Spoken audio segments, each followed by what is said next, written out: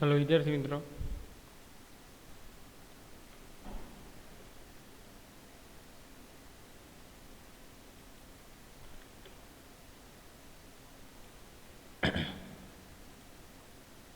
આજના લેક્ચરમાં આપણે 12th સાયન્સમાં ગેલ્વેનોમીટરનું જે સિદ્ધાંત છે એના ઉપર આપણે ચર્ચા કરવાની છે. સિમ્પલ છે.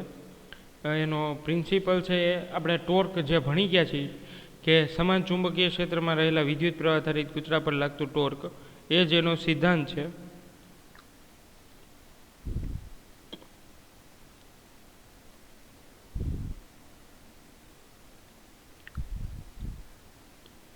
એટલે ક્વેશ્ચન છે એ આ રીતે તમને પૂછી શકે કે ગેલ્વેનોમીટરની આકૃતિ દોરીને તેની રચના અને સિદ્ધાંત સમજાવો.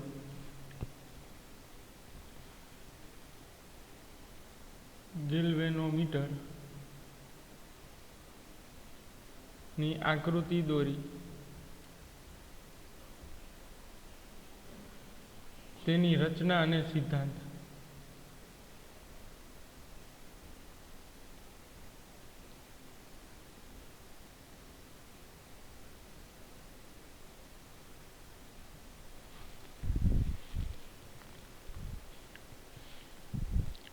ચલો, ગેલ્વેનોમીટરની આકૃતિ.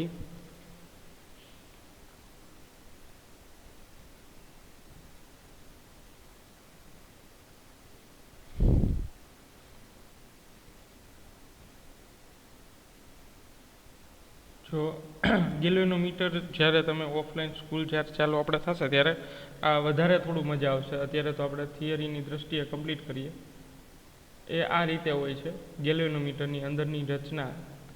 આ હું તમને જ્યારે સ્કૂલ ચાલુ થશે ત્યારે આપણે ઓપન કરીને પણ જોઈ શકીએ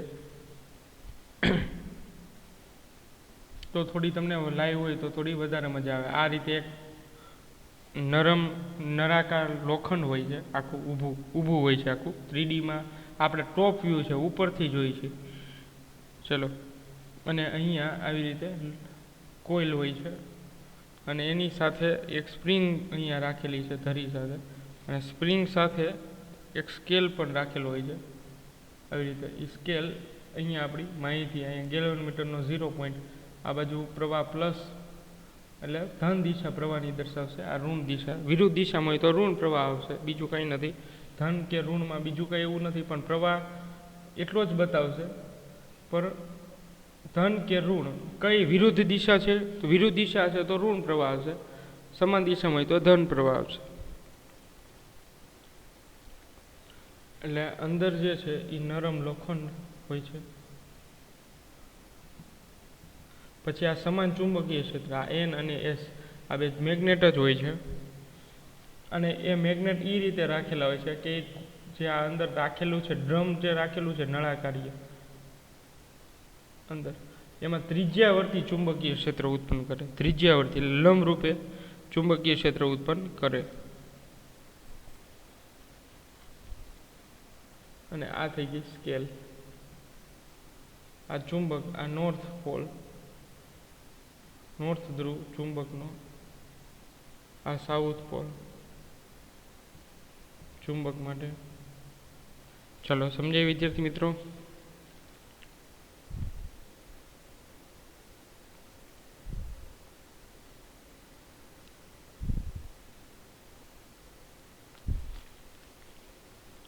તો આ થઈ ગયું ગેલ્વેનોમીટર.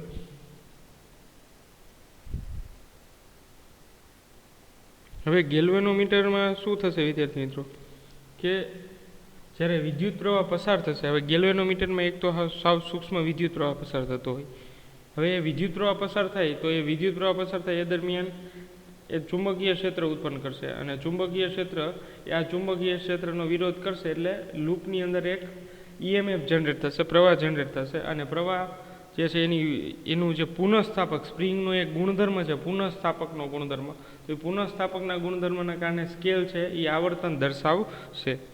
ચલો સમજાય વિદ્યાર્થી મિત્રો? આ એનો સિમ્પલ અને સાવ ફંડામેન્ટલ એની જે વર્ક સિસ્ટમ છે એ આવી છે, સાવ સિમ્પલ, જે તમે જોઈ ગયા છો કે જે આ બે અંતરગોળ ટાઈપનો જે શેપ છે મેગ્નેટનો, તો એ મેગ્નેટિક ફિલ્ડ જે છે એ વચ્ચેનો કોર આયન છે એના ઉપર ફોર્સ લગાડશે, મેગ્નેટિક ફોર્સ લગાડશે, અને એના કારણે એ ત્રિજ્યાવર્તી એટલે સમાન ચુંબકીય ક્ષેત્ર દ્વારા બળ લાગે છે. અને ગૂંચળાને અડે નહીં એ રીતે આપણે વચ્ચે નરમ લોખંડ રાખ્યો છે, એટલે બધી બાજુથી લાગતું ચુંબકીય ક્ષેત્ર જે છે એ બધું કેવું હશે? સમાન. તો ટોર્ક બરાબર બીના સાઇન થીટા. તો થીટા જે છે એ કેટલી ડિગ્રીનો લાગશે? 90 ડિગ્રી, કારણ કે ત્રિજ્યાવર્તી છે. એટલે ગૂંચળા પર ટોર્ક અનુભવશે, અને ટોર્ક અનુભવવાના કારણે ગૂંચળું જે છે એ ભ્રમણ કરશે, અને ભ્રમણ કરશે એટલે સાથોસાથ સ્કેલમાં પણ તમને આવર્તન દર્શાવશે, કોણાવર્તન થશે. તો એનો સિદ્ધાંત જે છે એ શું છે? સિદ્ધાંત આપણે લખીએ, પછી એની સાબિતી જોઈએ. સિદ્ધાંત, ગેલ્વેનોમીટરનો સિદ્ધાંત જોઈએ આપણે. સમાન ચુંબકીય ક્ષેત્રમાં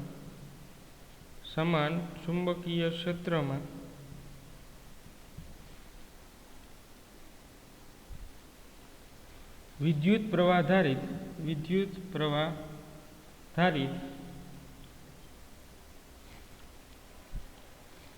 ગૂંચળાને લટકાવતા તેના પર ટોર્ક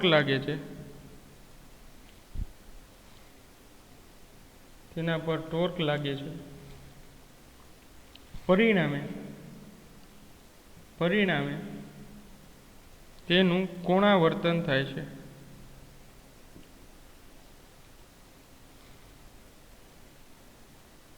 ચાલો, વધારે આપણને ખ્યાલ ઓફલાઈન જ્યારે સ્કૂલે આવો જોવો ત્યારે જ લાઈવ ખબર પડશે. અત્યારે આપણે સમજવા માટે સમજી લઈએ કે સમાન ચુંબકીય ક્ષેત્રમાં વિદ્યુત પ્રવાહ ધારિત ગૂંચળાને લટકાવતા તેના પર અથવા તો લગાડતા તેના પર ટોર્ક લાગે છે, અને પરિણામે ટોર્ક લાગે એટલે એ શું કરશે? કોણાવર્તન કરશે. હવે કોણાવર્તન કરવા માટે સ્પ્રિંગ છે એ મેઇન રોલ પ્લે કરે છે. ચલો, તો જે કોણાવર્તન છે, ત્રિજ્યાવર્તી ચુંબકીય ક્ષેત્ર પણ ઉદ્ભવે છે. તો ટોર્ક બરાબર શું આવશે? બીના સાઇન થીટા. આપણે જોયું જ છે આગલી થિયરીમાં. એમાં સાઇન 90 ડિગ્રી બનશે હંમેશા, એટલે સાઇન 90 ડિગ્રી એટલે શું થાય? 1. એટલે ટોર્ક બરાબર બીના જ આવશે ખાલી. ચલો, સમજાય? તો આને સમીકરણ નંબર 1 કહી દો. હવે સ્પ્રિંગની અંદર કોણાવર્તન જે છે થાય છે, તો સ્પ્રિંગની અંદર વળ ચડેલા હોય છે સ્પ્રિંગના, અને એના કારણે સ્પ્રિંગ જે છે એ પુનઃસ્થાપક બળ લગાડશે, ટોર્ક લગાડશે. તો સ્પ્રિંગ દ્વારા ઉદ્ભવતું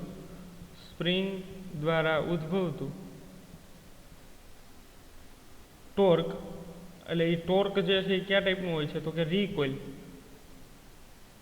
રિકોઇલ એટલે કે પુનઃસ્થાપક ટોર્ક. તો પુનઃસ્થાપક ટોર્ક એટલે પુનઃસ્થાપક ટોર્ક બરાબર શું આવશે? K∅. ચલો, પુનઃસ્થાપક ટોર્ક એટલે શું થાય? K∅. હવે એવું ન કહેતા કે સર આ ફોર્મ્યુલા ક્યાં જોયું છે? તો કે આ ફોર્મ્યુલા ચેપ્ટર નંબર 6 સ્પ્રિંગના અચળાંકમાં F બરાબર kx. તો આ જો સેમ જ છે. F આ રેખીય બળ છે, તો આ કોણીય બળ છે. K એટલે એ તો સ્પ્રિંગનો અચળાંક છે, ફિક્સ છે, અને x એટલે સ્થાનાંતર છે, તો આ કોણીય સ્થાનાંતર એટલે phi. ચલો, સિમ્પલ જ છે. હવે આ ટોર્કના બે સમીકરણ મળ્યા છે, આની હવે જરૂર નથી, કમ્પેરિઝન ખાલી સમજવા માટે. ચલો, હવે ટોર્કના બંને ઇક્વેશન મળ્યા છે, તો સમીકરણ 1 અને 2 ને સરખાવતા, બે ટોર્કના જ સમીકરણ છે, તો સમીકરણ 1 અને 2 ને સરખાવો તો K∅ બરાબર શું આવશે? બીના. ચલો, K∅ બરાબર શું આવશે? બીના. અને phi બરાબર શું આવશે? બીના અપોન K. ચલો, આ ફોર્મ્યુલા આવશે ને, અને હવે આઈને હું નીચે જવા દઉં સામેની બાજુ, એટલે ફોર્મ્યુલા આ ટાઈપ બની જશે. જોજો વિદ્યાર્થી મિત્રો, ખાસ અહીંયા છે phi upon i equal to BAN બાન અપોન K. ચલો, આ ફોર્મ્યુલા બને છે, જ્યાં K છે એ સ્પ્રિંગનો અચળાંક છે, B એટલે ચુંબકીય ક્ષેત્ર, A એટલે ક્ષેત્રફળ ગૂંચળાનું, N એટલે આટાની સંખ્યાના છેદમાં K. તો સ્પ્રિંગ કેટલી સેન્સિટિવ છે એ phi અપોન i પર આધાર રાખે છે, કારણ કે B અચળ છે, A અચળ છે, N અચળ છે, K આ ચારેય વસ્તુ કેવી છે? અચળ છે. તો બે જ વસ્તુમાં ફેરફાર થાય, પ્રવાહ અને કાપાની સંખ્યા એટલે કોણાવર્તન જે થાય છે એ, આ કોણાવર્તન થાય ફાઈ જે છે, ફાઈ જેટલું કોણાવર્તન થાય એ, અને આ એટલે પ્રવાહ, આ બંને પર જ આધારિત છે. ચલો સમજાય વિદ્યાર્થી મિત્રો? ગેલ્વેનોમીટરનો સિદ્ધાંત હવે સમજાણો, કાર્ય પદ્ધતિ પણ સમજાઈ ગયો છે. ચાલો તો ટોર્ક લાગે છે અને બીજું એક રિકોલ ટોર્ક લાગે છે. તો જેમ તમે વધારે પ્રવાહ પસાર કરશો એમ એને જે કોણાવર્તન છે, કાપાની સંખ્યા છે એમ વધતી જશે. જેમ જેમ આપણે વિદ્યુત પ્રવાહ વધારતા જશું એમ એમ કોણાવર્તન જે છે એ વધતું જશે. તો આ ગેલ્વેનોમીટરની રચના આકૃતિ દોરીને કમ્પ્લીટ થઈ અહીંયા. હવે આ ગેલ્વેનોમીટર છે એકદમ સૂક્ષ્મ વિદ્યુત પ્રવાહની માપણી કરે છે માઇક્રો એમ્પિયરમાં. તો આપણે ગેલ્વેનોમીટરને સમાંતર કોઈ એક અવરોધ જોડવો પડશે જેને શન્ટ કહે છે.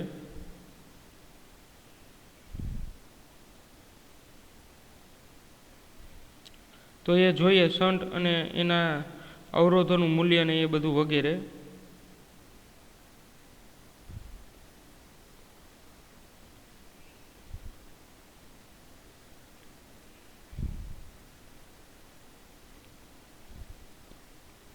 હવે આ જે લાસ્ટ ફોર્મ્યુલા મેં લખેલી છે તો એને ગેલ્વેનોમીટરની પ્રવાહ સંવેદિતા કહે છે. ખાસ યાદ રાખજો.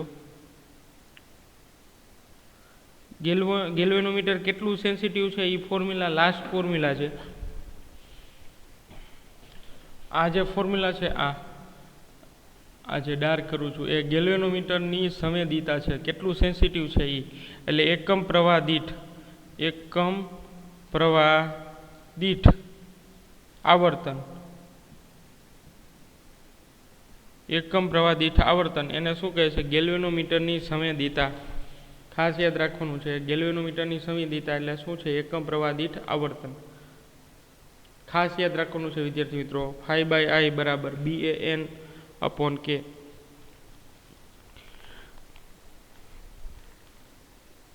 ચાલો સમજાય વિદ્યાર્થી મિત્રો?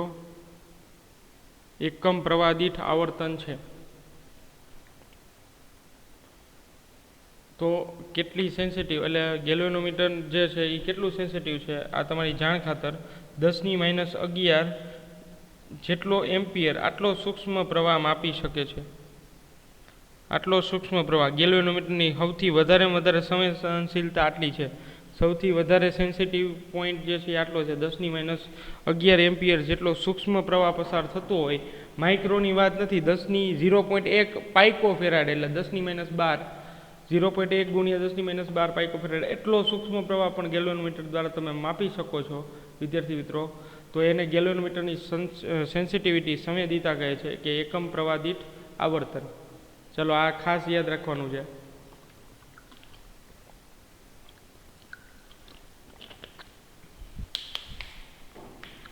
હવે ગેલ્વેનોમીટર જે છે એકદમ સૂક્ષ્મ પ્રવાહ માપે છે, એકદમ સેન્સિટિવ કરંટ માપે છે. તો ગેલ્વેનોમીટર જે છે એ વધારે વિદ્યુત પ્રવાહ પસાર થાય, સપોઝ કે આ તાર છે, અહીંયા ગેલ્વેનોમીટર તમે જોઈન કરેલું છે, એટલે જેવો I બરાબર 1 એમ્પિયર જેટલો વિદ્યુત પ્રવાહ પસાર થયો અથવા તો 5 એમ્પિયર જેટલો વિદ્યુત પ્રવાહ પસાર થયો તો ગેલ્વેનોમીટર જે છે એ ઉડી જશે. મીન્સ કે એટલો બધો ઓછા સમયની અંદર પ્રવાહ એટલો બધો પસાર થઈ જાય છે કે જેના કારણે જે અંદર જે લૂપ છે, તાર છે, તો એ તાર જે છે એ ગરમીના કારણે, ઉષ્મા ઉર્જાના કારણે જે છે એ કટ થઈ જશે, કનેક્શન કટ થઈ જશે. એટલે ગેલ્વેનોમીટર દ્વારા હવે કોઈ પણ વિદ્યુત પ્રવાહની માપણી થઈ શકે નહીં અને ગેલ્વેનોમીટરને આપણે પ્રોટેક્ટ કરી શકીએ નહીં, બચાવી શકીએ નહીં. ગેલ્વેનોમીટર બ્રેક થઈ જશે. તો ગેલ્વેનોમીટરને આપણે પ્રોટેક્ટ કરવું હોય, બચાવવું હોય તો એના માટે આપણે શું કરવું પડશે? તો કે એવું કોઈ કાર્ય કરવું પડે કે જેથી પ્રવાહના બે ભાગ પડી જાય, એટલે સીધો ઊંચો પ્રવાહ એક સાથે ગેલ્વેનોમીટરમાં પસાર થાય નહીં. તો ગેલ્વેનોમીટરને સમાંતર અવરોધ જોડવાની વાત છે કે ગેલ્વેનોમીટરને સમાંતર તમે જો અવરોધ જોડી લ્યો વિદ્યાર્થી મિત્રો તો આપણું કામ સરળ બની જાય છે અહીંયા. અને એવું સરળ બની જાય છે કે જેથી કરીને વિદ્યુત પ્રવાહ તમે જે પસાર કરો છો ગેલ્વેનોમીટરમાં તો એ દરમિયાન ગેલ્વેનોમીટર જે છે એ પ્રોટેક્ટ રહે છે, ઉડતું નથી અને એને તમે બચાવી શકો છો, સેવ કરી શકો છો. તો એ ગેલોનમીટરને સમાંતર જે અવરોધ જોડવામાં આવે છે કે જેથી પ્રવાહની વહેંચણી થઈ જાય છે અને ગેલોનમીટર પ્રોટેક્ટ રહે છે, તો એ સમાંતર જોડાણના અવરોધને શન્ટ કહે છે. એટલે શન્ટ એટલે શું, આપણો ક્વેશ્ચન હવે સ્ટાર્ટ કરીએ. આ તમને બેઝિક માહિતી આપી દીધી કે શન્ટની શું રિક્વાયરમેન્ટ છે. શન્ટ એટલે શું?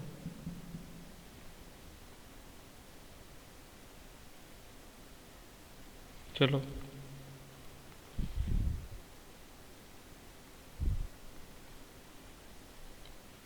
તો શન્ટ એટલે શું છે, તો કે ગેલ્વેનોમીટરને સમાંતર ગેલ્વેનોમીટરને સમાંતર ગેલ્વેનોમીટરને સમાંતર ગેલ્વેનોમીટરના અવરોધ કરતા ગેલ્વેનોમીટરના અવરોધ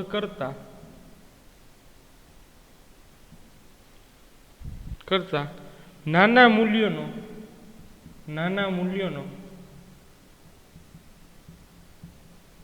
જે અવરોધ જોડવામાં આવે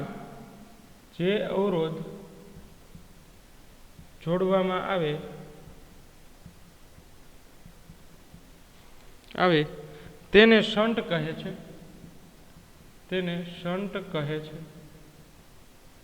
ચલો સમજાય. ગેલ્વેનોમીટરને સમાંતર ગેલ્વેનોમીટરના અવરોધ કરતા નાના મૂલ્યનો જે અવરોધ જોડવામાં આવે તેને શન્ટ કહે છે. હવે ગેલ્વેનોમીટર છે એનો પોતાનો આંતરિક અવરોધ પણ હોય છે જેને કેપિટલ G કહેવામાં આવે છે. ચલો હવે એ આકૃતિ જોઈએ કે કઈ રીતે આપણે કામ કરવાનું છે પેરેલલ શન્ટ જોડીને. તો આ ગેલ્વેનોમીટર IG ગેલ્વેનોમીટરમાંથી પસાર થતો પ્રવાહ, ગેલ્વેનોમીટરનો આંતરિક અવરોધ એને કેપિટલ G વડે દર્શાવવામાં આવે છે.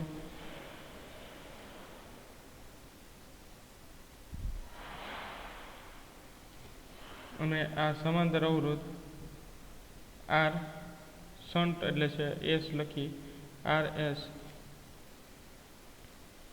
ચાલો હવે અહીંયાથી I જેટલો વિદ્યુત પ્રવાહ પસાર થાય તો પ્રવાહની બે વહેંચણી થઈ ગઈ. એક IG જેટલો ગેલ્વેનોમીટરમાં જશે અને આમાં પ્રવાહની બાદબાકી થશે કિર્ચોફના નિયમ પ્રમાણે. તો I માઇનસ IG જંકશન પાસેથી દૂર જાય છે તો અહીંયા I માઇનસ IG જેટલો પ્રવાહ મળશે. અને અહીંયા પાછો પ્રવાહ તમે જુઓ તો આ જંકશન પોઈન્ટ છે, ત્યાં પાછો પ્રવાહ મળી જાય છે IG plus I minus IG. Basic સરવાળો કરો તો IG કેન્સલ એટલે પાછો પરિપથમાં I પ્રવાહ હતો એટલો મળી જાય છે અને આપણું ગેલ્વેનોમીટર પણ પ્રોટેક્ટ થઈ જાય છે. તો આ બધી સિમ્પલ વસ્તુ તમે ચેપ્ટર નંબર 3માં સ્ટડી કરી લીધી છે.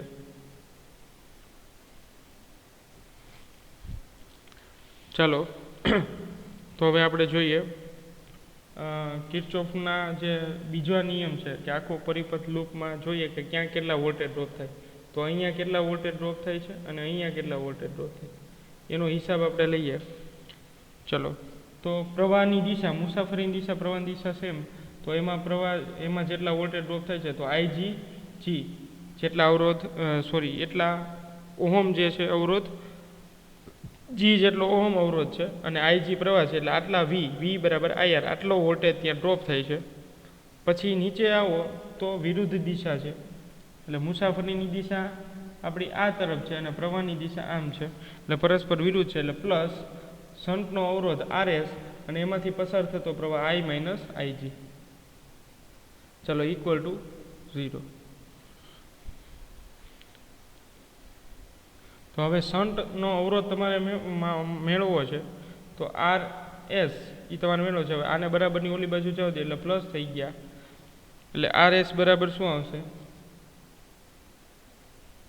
GIG upon I minus IG. ચલો આ શન્ટનું સમીકરણ બનશે RS equal to GIG upon I minus IG. ચલો વિદ્યાર્થી મિત્રો, આ રીતે આપણને શન્ટ પણ મળી જાય છે, શન્ટનું સૂત્ર પણ મળી જાય છે.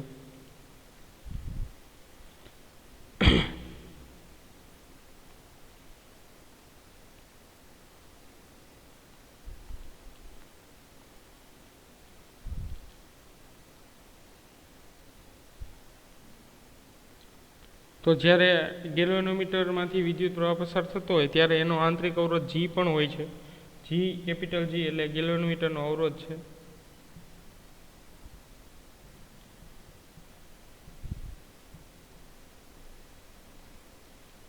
RS એટલે શંટનો અવરોધ.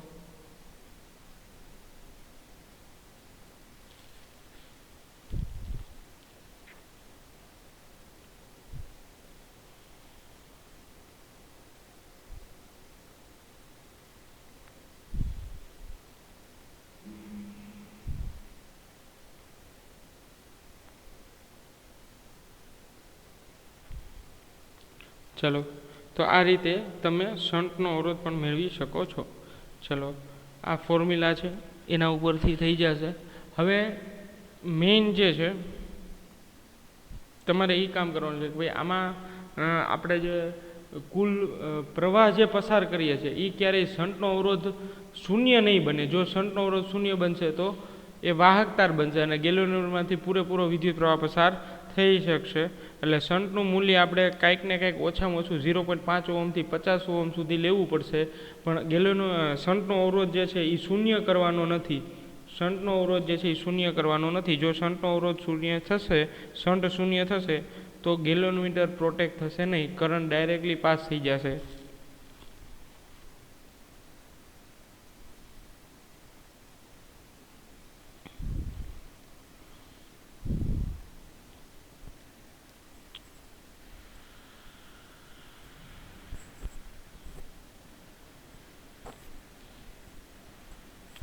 તો વિદ્યાર્થી મિત્રો, આ રીતે આપણે ગેલ્વેનોમીટર જે છે એના પ્રોટેક્ટ કરવા માટે આ રીતે શંટનો ઉપયોગ કરી શકાય છે. આ ગેલ્વેનોમીટર સિદ્ધાંત, શંટ એટલે શું, અને હજી બધી નાની નાની થિયરી છે 2 માર્કની.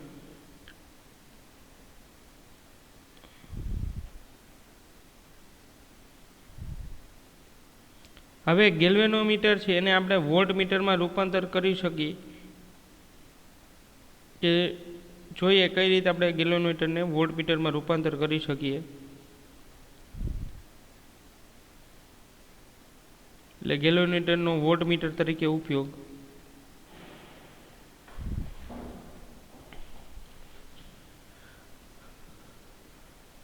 ગેલ્વેનોમીટરનો વોલ્ટમીટર તરીકે ઉપયોગ.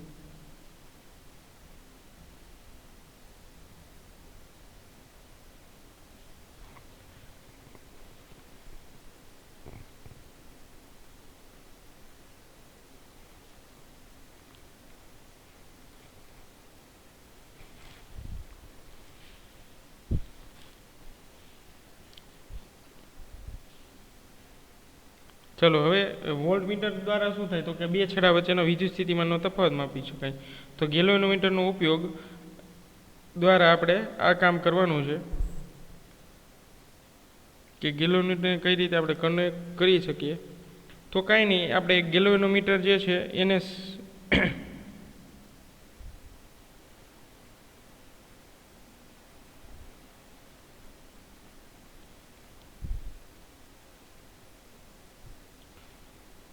આ સપોઝ એક ગેલ્વેનોમીટર છે અને એની સાથે એક પોતાનો ગેલ્વેનોમીટરનો અવરોધ G, આ ગેલ્વેનોમીટરમાંથી પસાર થતો પ્રવાહ IG.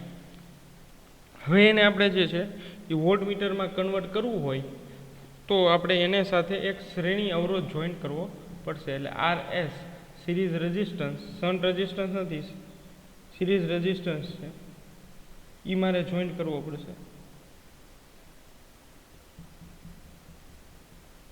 RS અને આ આવી ગયું ગેલ્વેનોમીટર IG, અને ગેલ્વેનોમીટરનો પોતાનો આંતરિક અવરોધ છે. ચલો વિદ્યાર્થી મિત્રો, તો આ આખી સર્કિટ છે હવે એ વોલ્ટમીટરમાં કન્વર્ટ થઈ ગઈ છે. એટલે કઈ રીતે તો કે ભાઈ જ્યારે તમે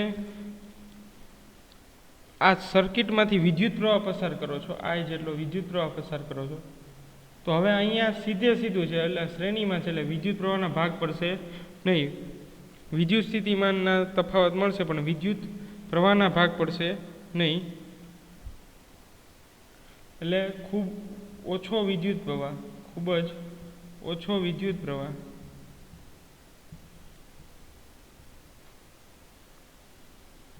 પસાર થાય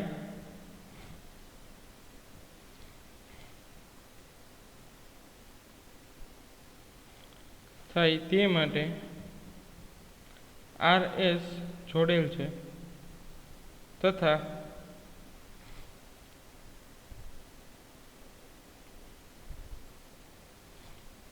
પરિપથ એટલે કે સર્કિટ પરિપથના બે છેડા વચ્ચે નો પીડી એટલે કે પોટેન્શિયલ ડિફરન્સ, બે છેડા વચ્ચેનો પીડી પોટેન્શિયલ ડિફરન્સ એ તેના મૂળ મૂલ્ય કરતાં બદલાય છે. ક્યારે બદલાય? તો કે જ્યારે પ્રવાહ વધારે પસાર થશે સર્કિટમાં ત્યારે વિદ્યુત સ્થિતિમાનનો તફાવત પણ બદલાશે. આ રચના કરવા માટે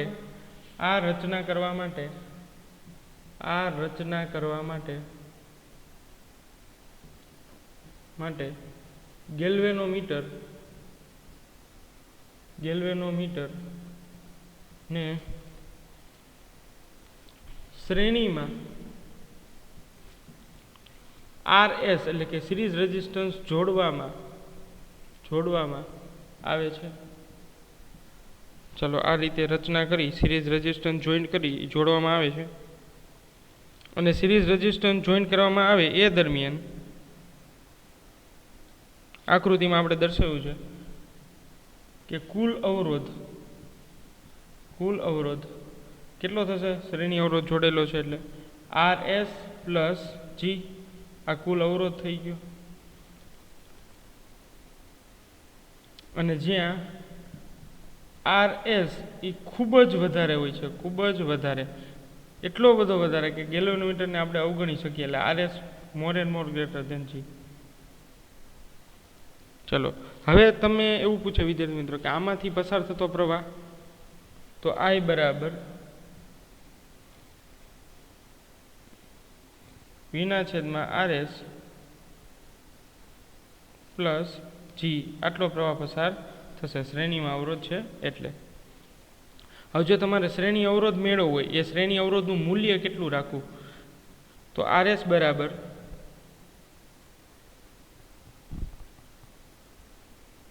V/I એટલે એક જ છે, ગેલ્વેનોમીટરમાંથી પસાર થતો પ્રવાહ IG માઇનસ G, કારણ કે R પ્લસ G છે એટલે Gને ઓલી બાજુ લઈ જાઓ. ચલો આ રીતે આપણે વિદ્યુત પ્રવાહ માપવાનું જે સાધન છે ગેલ્વેનોમીટર એને આપણે વોલ્ટમીટરમાં રૂપાંતર કરી શકીએ છીએ. હવે આ આપણું મેઇન સૂત્ર થઈ ગયું વિદ્યાર્થી મિત્રો કે RS બરાબર V/IG માઇનસ G. તો જો G ગેલ્વેનોમીટરનો ફિક્સ હોય, અવરોધ કેટલો રાખવો છે એ ફિક્સ હોય, આપણા હાથની વસ્તુ છે. હવે પ્રવાહ જે છે ગેલ્વેનોમીટરમાંથી કેટલો પ્રવાહ પસાર થાય એ પણ આપણે મૂલ્ય માપી શકીએ તો વિદ્યુત સ્થિતિમાનનો તફાવત આપણને મળી જાય વિદ્યાર્થી મિત્રો. તો આપણે કોઈ પણ બે છેડા વચ્ચેનો વિદ્યુત સ્થિતિમાન કેટલો છે એ આપણે વિધાઉટ વોલ્ટમીટર આપણે માપી શકીએ છીએ.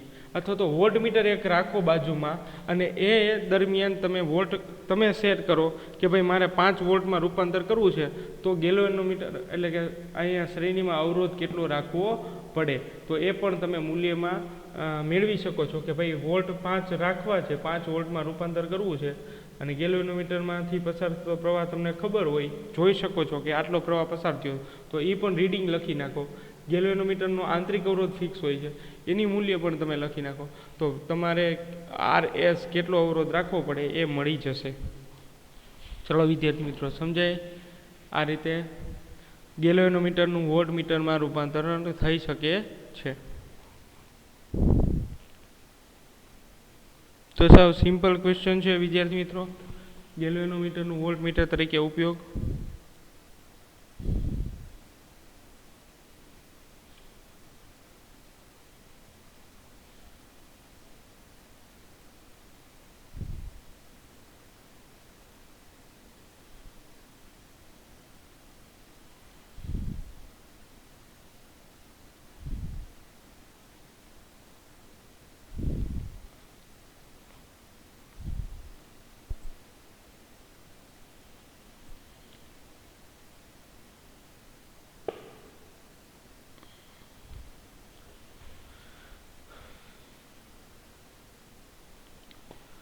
ચાલો તો જે શ્રેણી અવરોધ છે એ ખૂબ જ ઊંચા મૂલ્યનો હોય છે.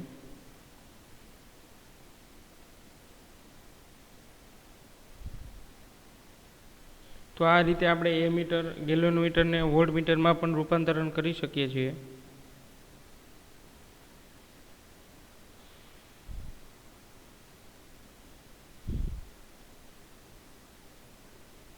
હવે આ જે વોલ્ટમીટર છે એની ક્ષમતા પણ માપી શકીએ છીએ આપણે.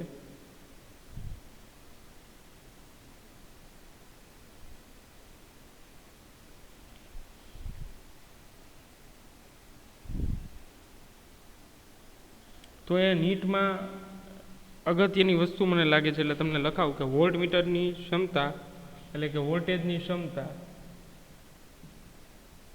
આ પોઈન્ટ યાદ રાખજો ખાસ નીટ માટે, એમસીક્યુ માટે ખાસ.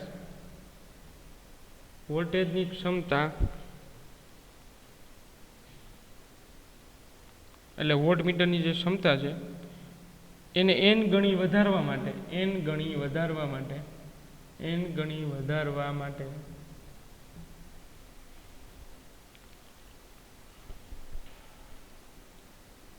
શું કરવું પડે? તો અવરોધનું મૂલ્ય જે છે કેટલું રાખવું પડે કે જેથી n ગણી વધે? તો RS બરાબર, એનું સૂત્ર ખાસ યાદ રાખજો, G એટલે ગેલ્વેનોમીટરનો અવરોધ છે અને n-1. ચલો આ સૂત્ર છે ખાસ IMP, મોસ્ટ IMP, કે અવરોધ શ્રેણી અવરોધ કેટલો રાખવો પડે કે જેથી વોલ્ટમીટરની ક્ષમતા, એની જે ક્ષમતા છે, એની જે સેન્સિટિવિટી પોઈન્ટ છે એ n ગણી વધારવી હોય. n ગણી એટલે જેટલા ગણી, માનો કે 5 ગણી વધારવી હોય તો RS ને જે છે ગેલ્વેનોમીટરનો અવરોધ આ 5-1 જે કાંઈ ગેલ્વેનોમીટરનો અવરોધ હોય એ રીતે, માનો કે 10 ગણી વધારવી છે તો આ રીતે અવરોધનું મૂલ્ય બદલાવવું પડે. તો જેમ ક્ષમતા વધારવી હોય તેમ RSનું મૂલ્ય બદલાવવું પડે છે. ચલો સમજાય છે વિદ્યાર્થી મિત્રો? હવે એક બીજી વસ્તુ પણ થઈ શકે. આપણે હમણાં જ એક સૂત્ર સાબિત કર્યું, તમને યાદ હોય તો 5/I = 12/K. એમાં આપણે કંઈ ચેન્જ કરી શકીએ કે નહીં? તો કે હા કરી શકીએ. શું ચેન્જ કરી શકીએ?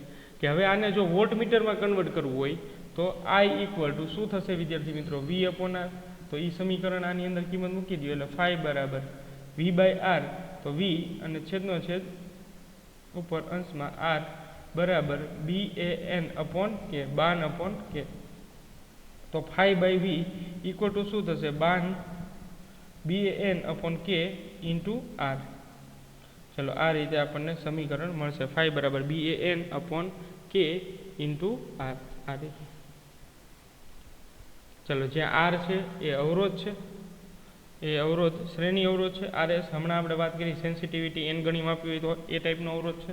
V એટલે વિદ્યુત સ્થિતિમાનનો તફાવત છે. ચલો તો આ બધી વસ્તુ અચળ છે. તો 5:V આવું પણ લખી શકાય. જેમ 5:I લખેલું છે એમ 5:V પણ લખી શકાય. એટલે ગેલ્વેનોમીટરને એમીટરમાં અને વોલ્ટમીટરમાં બંનેમાં રૂપાંતરણ કરી શકાય છે. ચાલો શન્ટની ફોર્મ્યુલા જોઈ આપણે. મેઇન એક ઝડપથી રિવાઇઝ કરી લઈએ. જે આજના ટોપિક ચાલ્યા છે એનું, આજ ઘણા બધા ટોપિક છે આજના લેક્ચરમાં. જુઓ તો ગેલ્વેનોમીટરની રચના, આકૃતિ દોરી, સિદ્ધાંત અને કાર્ય, તો એમાં આપણે આ જોયું 5/I/12/K. ચલો તો 12/K એટલે તમને બોલવામાં મજા આવે, ઝડપથી યાદ રહી જાય સૂત્ર. પછી 5:I એ પણ ફોર્મ્યુલા આપણે જોઈ. ચલો નેક્સ્ટ. હા, શન્ટ એટલે શું? તો શન્ટની ફોર્મ્યુલા જોઈ. RS બરાબર GIG/I-G. શન્ટ એટલે કોઈ એવી ડિવાઇસ છે કે ગેલ્વેનોમીટરમાંથી ડાયરેક્ટ કરંટ પાસ કરશો, ગેલ્વેનોમીટર સૂક્ષ્મ પ્રવાહ માપે છે. જો ડાયરેક્ટ કરંટ પાસ કરશો તો ગેલ્વેનોમીટર થર્મલ રનવે એટલે કે ઉડી જશે ઉષ્મા ઉર્જાના કારણે. એટલે એને આપણે પ્રોટેક્ટ કરવું છે, બચાવવું છે. તો એના માટે આપણે ગેલ્વેનોમીટરનો જે અવરોધ છે એના કરતાં ઓછા મૂલ્યનો અવરોધ એના સમાંતરમાં જોઈન્ટ કરી દઈએ તો પ્રવાહની બે ભાગ પડી જાય અને સાચું મૂલ્ય આપણે મેળવી શકીએ છીએ. ચલો, અને ગેલ્વેનોમીટર પ્રોટેક્ટ પણ થાય છે. હવે ગેલ્વેનોમીટરનો વોલ્ટમીટર તરીકે ઉપયોગ. તો વોલ્ટમીટરમાં ઉપયોગ કરવા માટે આપણે ગેલ્વેનોમીટર છે એની સાથે શ્રેણીમાં એક અવરોધ જોડી દઈએ છીએ કે જેથી જેમ વિદ્યુત પ્રવાહનું મૂલ્ય બદલાવતા જઈએ, ઊંચો વિદ્યુત પ્રવાહ પસાર કરતા જઈએ, એમ RSના બે છેડા વચ્ચે વિદ્યુત સ્થિતિમાન એટલા ડ્રોપ થશે, એટલા વોલ્ટેજ ડ્રોપ થશે અને એ જેટલા વોલ્ટેજ ડ્રોપ થાય એને આપણે માપી શકીએ છીએ. તો આ રીતે ગેલ્વેનોમીટરને આપણે સાથે શ્રેણીમાં RS જોડવો પડે છે, એટલે કુલ અવરોધ જે છે પરિપથનો કેટલો થશે તો કે આ જુઓ છો, આ શ્રેણી અવરોધ RS અને ગેલ્વેનોમીટરનો આંતરિક અવરોધ G. તો જ્યાં RS જે છે એ ખૂબ જ વધારે છે, એટલે મોર and more greater than G, અને G છે એ ગેલ્વેનોમીટરનો ખૂબ જ નાનો હોય, 50 થી 100 ઓહ્મ, વધારે 80 ઓહ્મ સુધી હોય, એનાથી વધારે હોતો નથી, 100 ઓહ્મથી ઉપર હોતા નથી ગેલ્વેનોમીટરના આંતરિક અવરોધ. ચલો, તો આ ગેલ્વેનોમીટરનું ફોર્મ્યુલા મળી ગઈ કે ભાઈ એનું પ્રવાહ કેટલો પસાર થશે તો કે V/RS + G, એટલે તમે V માપી શકો છો. અહીંયા આપણે વાત કરી કે 5 વોલ્ટમાં રૂપાંતર કરવું હોય તો એ પણ માપી શકો છો, અને શ્રેણી અવરોધ કેટલો રાખવો એ પણ આપણા હાથની વસ્તુ છે. જો તમારે 5 વોલ્ટમાં રૂપાંતર કરવું હોય તો ગેલ્વેનોમીટરમાં જે પ્રવાહ આપે છે એ જોઈને તમે ગેલ્વેનોમીટરનો આંતરિક અવરોધ બાદ કરી લ્યો તો તમને RS એટલે શ્રેણી અવરોધ મળી જશે. વિદ્યાર્થી મિત્રો, ત્યારબાદ આપણે આગળ જોઈએ ક્વિક રિવિઝનની અંદર વોલ્ટેજની ક્ષમતા n ગણી વધારવા માટે, એટલે વોલ્ટમીટરમાં વોલ્ટેજ માપવાની જે ક્ષમતા છે એને સેન્સિટિવિટી છે એની એ n ટાઈમ્સ જે છે એ ગ્રેટર કરવા માટે એનું શું ફોર્મ્યુલા છે તો કે RS = G/n-1, n ગણી વધારવી હોય તો. જેટલા ગણી વધારવી હોય તો અહીંયા n ની અંદર એ કિંમત મૂકતી જવાની છે કે આ 5ના મલ્ટીપ્લાયમાં વધારવાની છે, 10ના મલ્ટીપ્લાયમાં વધારવાની છે. ચાલો,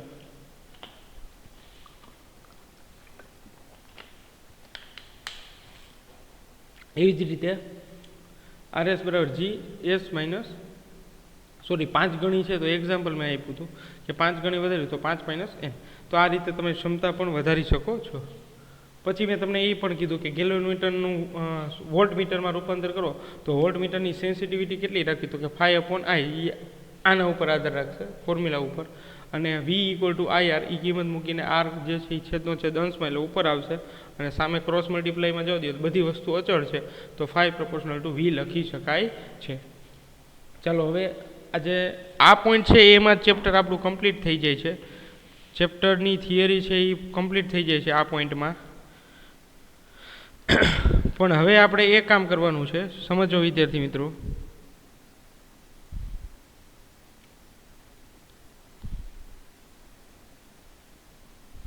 કે જે આગળ 2 થિયરી બાકી છે એ લઈ નાખીએ, અને એક થિયરી હું બાકી રાખું સાયક્લોટોનની. જ્યારે તમે આવો ત્યારે આપણે અહીંયા પાછી કરી જ નાખવી છે, ભલે એક જ પોઈન્ટ છે એ રિમૂવ કરેલો છે ઈ, અને એક સિલેક્ટરવાળો ક્વેશ્ચન છે કે ભાઈ દિશા કઈ રીતે સિલેક્ટ કરવી. તો એ 2 ક્વેશ્ચન છે આપણે બાકી રાખવાના છે. બાકી હવેના નેક્સ્ટ લેક્ચરમાં આપણે 2 જ ક્વેશ્ચનની ચર્ચા કરવાની છે કે લોરેન્સ બળ અને ચુંબકીય બળ.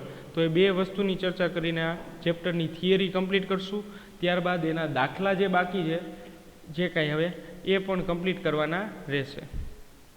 ચલો, સમજાય વિદ્યાર્થી મિત્રો?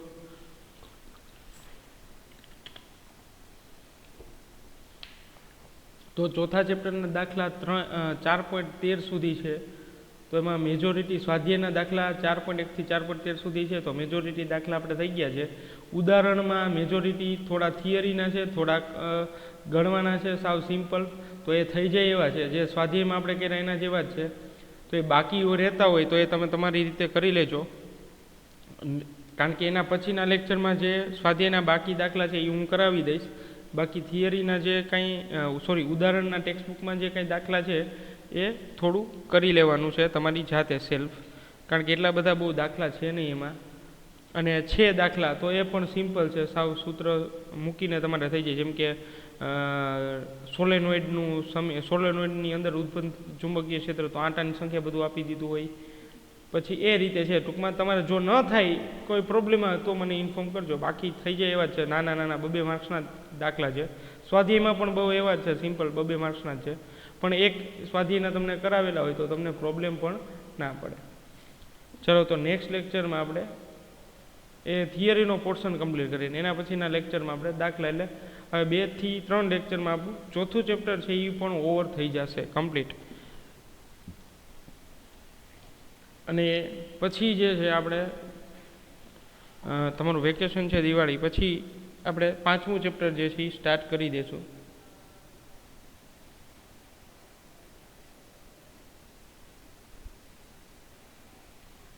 ચલો, આજના લેક્ચર માટે આટલું. આજે બહુ જ ઇમ્પોર્ટન્ટ પોઈન્ટ હતા બધા. ચલો, આરામથી સમજી લેજો, અને MCQ માટે પણ પાછલા પોર્શનમાંથી ઘણું પૂછાય છે. હવે આગળનું જે કંઈ બાકી છે આપણે 2 થિયરી એ નેક્સ્ટ લેક્ચરમાં જોઈ લઈએ.